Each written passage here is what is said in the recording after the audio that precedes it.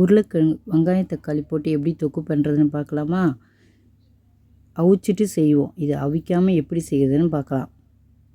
உருளைக்கிழங்கு எடுத்து இதை மாதிரி நல்லா மண் இருக்கும், நல்லா இதை மாதிரி கழுவிடுங்க. தோல் சீவிடலான்னு நினைக்காதீங்க, நல்லா கழுவிட்டு தான் தோல் சீவணும். இது மாதிரி நல்லா வெள்ளையாக கழுவி எடுத்துகிட்டு இப்போ பாருங்கள், இந்த மாதிரி தோல் சீவுங்க. இந்த மாதிரி நல்லா தோல் சீவிடணும். சீவிட்டு அப்படியே வைக்கக்கூடாது, தண்ணியில் போட்டுடணும். இந்த மாதிரி தண்ணியில் போடணும். போட்டு இன்னொரு டிக் அலசிடணும். எல்லாத்தையும் வெங்காயம் தக்காளி பச்சை மிளகாய் எல்லாத்தையும் அலசி இதை மாதிரி தட்டில் எடுத்து வச்சுக்கோங்க. இப்போ இதை பொடிசாக கட் பண்ணிக்கலாம். தக்காளி கட் பண்ணியாச்சு, வெங்காயம் கட் பண்ணியாச்சு, பச்சை மிளகாய் கட் பண்ணியாச்சு, கறிவேப்பிலை, உருளைக்கிழங்கு இது பொடிசாக கட் பண்ணிங்க. இதை மாதிரி கட் பண்ணி உருளைக்கிழங்கு தண்ணியில் போட்டு நல்லா அலசி வச்சுக்கோங்க. தண்ணியில் தான் இருக்கணும். மிளகாய்த்தூள், மஞ்சள்தூள், உப்பு.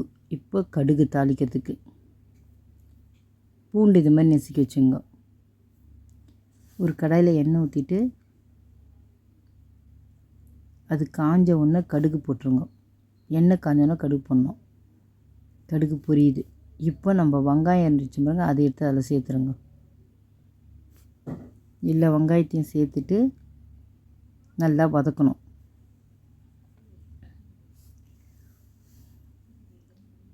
நல்லா வதக்கணும் வெங்காயத்தை. அப்போ தான் அந்த வெங்காயம் வாசனை போயிட்டு தொக்கு நல்லாயிருக்கும்.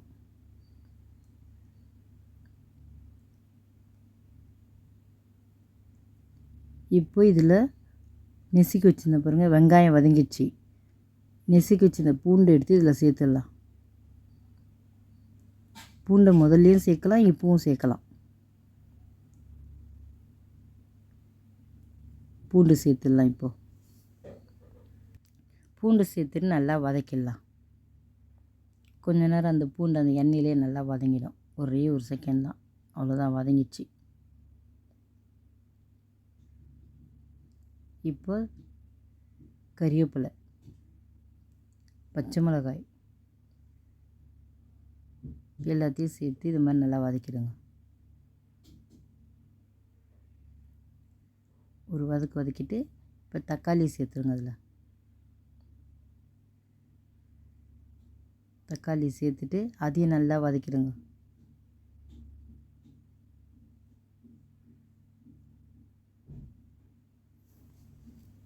இது மாதிரி நல்லா வதக்குங்க. தக்காளி வெங்காயம் ஒன்று போல் நல்லா கலரி விடுங்க.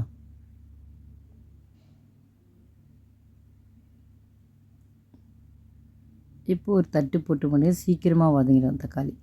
இந்த பாருங்கள், பாதி வதங்கிச்சு தக்காளி. தட்டு போட்டு முன்னொன்னே இதை இப்போ எடுத்து நல்லா கலரி விடணும். அடி பிடிக்காத அளவுக்கு கலரணும். வேகமாக வைக்காதீங்க, சிம்மில் வைங்க, சீக்கிரம் வதங்கிடும். தட்டு போட்டு முன்னொன்னே திருப்பி தட்டு போட்டு மூடிடலாம். இப்போ பாருங்க வதங்கிட்டுருக்கோம் பார்த்தீங்களா? தட்டு போட்டு முன்னே சீக்கிரமாக வதங்கிடுச்சு. அவ்வளோ நல்லா வதங்கிடுச்சு. இப்போ அதை நல்லா சுரண்டிட்டு கலரணும்.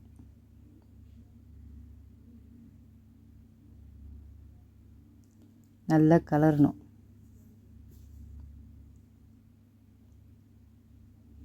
இப்போ மஞ்சள்தூள், உப்பு, மிளகாய்த்தூள் எல்லாத்தையும் சேர்த்து நல்லா கலரணும்.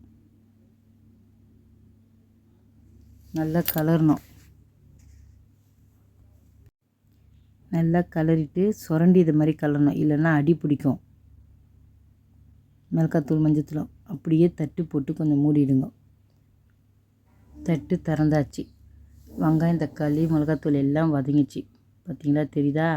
அடியும் பிடிக்கல. இது மாதிரி சுரண்டி நல்லா கலரிட்டு நல்லா கலருங்க. சுரண்டி நல்லா கலருங்க.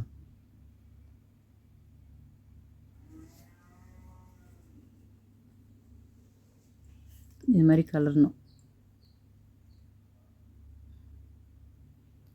கலரிட்டு அவ்வளோதான். இப்போது உருளைக்கிழங்கு சின்ன சின்னதாக கட் பண்ணி வச்சுருப்பார் தண்ணியில், அதை நல்லா கையில் எடுத்து தண்ணியை இருத்துட்டு இப்போ நம்ம அதில் தொக்கில் சேர்த்துடலாம்.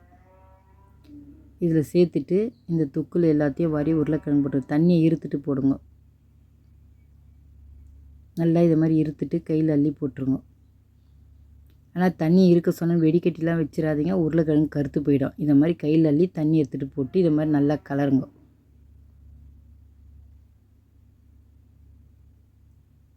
இந்த மாதிரி நல்லா கலருங்க.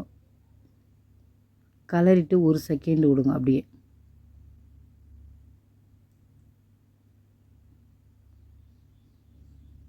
ஒரு செகண்ட் விட்டுட்டு இப்போ அதுக்கு தேவையான தண்ணி ஊற்றிடலாம்.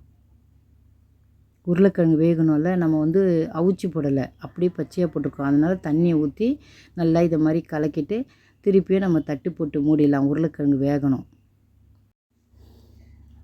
அவ்வளோதான். அப்படியே அதை கொஞ்சம் நேரம் விட்டுருவோம், உருளைக்கிழங்கு வேகட்டும். இப்போ திறந்து பாருங்கள் எப்படி கொதிக்குது பாருங்கள். ஆனால் உருளைக்கிழங்கு வேகலை. நல்லா கொதிச்சிச்சா இப்போ ஸ்லோ பண்ணிவிடுங்க. ஸ்லோ பண்ணிட்டீங்கன்னா கொஞ்சம் உருளைக்கிழங்கு வேகும். திருப்பியும் தட்டு போட்டு மூடிடுங்க உருளைக்கிழங்கு வேகணுன்ட்டு. அவ்வளோதான், உருளைக்கிழங்கு வெந்துடுச்சு. கொஞ்சம் தண்ணி இருக்குது, அதை தண்ணி சுண்டுறதுக்காக கொஞ்சம் வேகமாக வச்சு நல்லா கலரிட்டு நிறுத்திடலாம். கொஞ்சம் வேகமாக வைக்கும்போது இப்படி தான் இருக்கும். அதனால் நீங்கள் நல்லா கலரி விட்டுடுங்கன்னா வேகமாக வச்சா இப்படி தான் இருக்கும். ஆனால் பக்கத்துலேயே இருங்க, தீஞ்சிரும். நல்லா வேகமாக வச்சு கலரிட்டு தபார் ரெடி ஆயிடுச்சு. அவ்வளோதான், உருளைக்கிழங்கு ரெடி ஆயிடுச்சு. நல்லா வேகமாக வச்சு கலரும் தீஞ்சிரும். பார்த்து நல்லா இதை மாதிரி சுரண்டி கலரணும். நல்லா சுரண்டி கலரிட்டு இறக்கிடலாம். சரி, இந்த மாதிரி கலருங்க. அடியில் அடி பிடிச்சதுன்னு நினைக்காதீங்க, இப்படி தான் இருக்கும். அதை நல்லா சுரண்டி இதை மாதிரி கலரி விடுங்க. இன்னொரு தடவை நல்லா கலரிட்டு இறக்கிடலாம்.